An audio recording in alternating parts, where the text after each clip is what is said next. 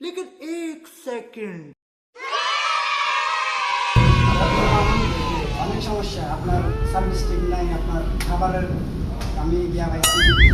তারপর সালাদ তালা এখানে খাবার এগুলো কি খাবার দিচ্ছেন স্যার আচ্ছা আমাদের দ্বিতীয়বার আর বলবো না স্যার আপনাদের তো সব ঠিকঠাকের মতন দিচ্ছে আর আমাদের এখানে একটা লোক খাই রে আমাদের বাড়িতে আজকে ওকে দিয়ে ওকে ওকে